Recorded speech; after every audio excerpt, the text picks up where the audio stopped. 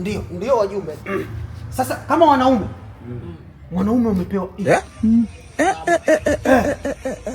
habari ya mwanaume kuleta mambo ya kike. Hapana. Wanaume hatutaki kuunga mkono. Ni lazima wanaume tukiwa tunajadili vitu vya kiume viende kiume. Aujourd'hui aussi c'est. Alafu ndugu mjumbe, mimi simuelewi.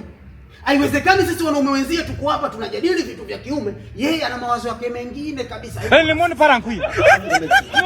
Masuala ya wanaume tunakaa na watu wenye mawazo ya kike, sisi hatutaki. Yeye anajadili vitu vya msingi, unalalaje wewe kwenye kikao? Zimefa fini avec les filles. Vipi? Wanaume wenzio tunapojadili jambo, wewe unatakiwa uunge mkono. Yeye analala. Shida nini sasa? Hebu nisikilize. Ndio. Hapo mimi sijalala. Ila nina mawazo. Na kitu ambacho kinanisumbua kwenye kichwa. Na pikipiki mimi. Unajua? Mkataba. Ndio. Mkataba miezi 10. Ndio. Nimepiga miezi 9. Bado mwezi mmoja. Sasa katika mwezi mmoja, wiki moja nikapata changamoto. Ndio. Changamoto pikipiki ilikuwa inasimbua. Nikaenda kufanya marekebisho. Ndio. Tunajua tena biki barabarani mara tende ajali kazini. Ndio. Sasa sijapeleka marejesho wiki moja, bosi bana akanipigia simu.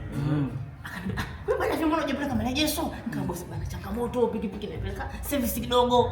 Bosi akaniambia, "Sikiliza, wewe pikipiki imekushinda." How are you? Chukua mwenyewe. Anachukuaje? Hiyo maana nimekuja kwenda kuwasilisha. Mnishauri ndugu zangu. Sasa sikiliza. Wanaume. Tuna msimamo wanaume. Ndio kabisa. Sawa. Jambo la ndugu yetu, jambo letu. Sawa. Mimi ushauri wangu wa kwanza kabisa. Sikakwambia anakuja kuchukua. Ondoka na tairi ya nyuma. Asikute tairi ya nyuma.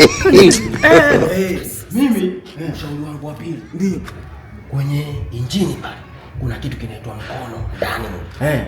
Ule mkono ule 100,000 anasema nini? Ili ndugu yangu upoze machungu, ngoa ule. Wala. Sawa. Mimi sikisikiza ndugu yangu. Siku naoni. Ngoma. How are you? Nyuma. Kitoe. Sikiliza. Pale sikuna tengi bali. I don't want peace. Sawa. Jamani, kitu kimoja. Sitaki kugombana na mtu. Mimi petroli naitaka. Sawa.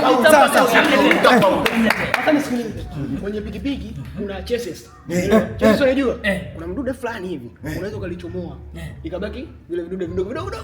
Ndio kamwachia. Good. Umeelewa wajumbe walipokushauri? Fanya hivyo. Sasa nisikilize.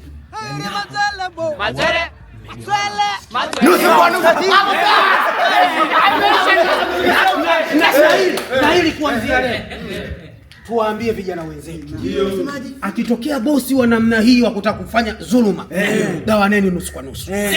Kama kukosa mkose wote.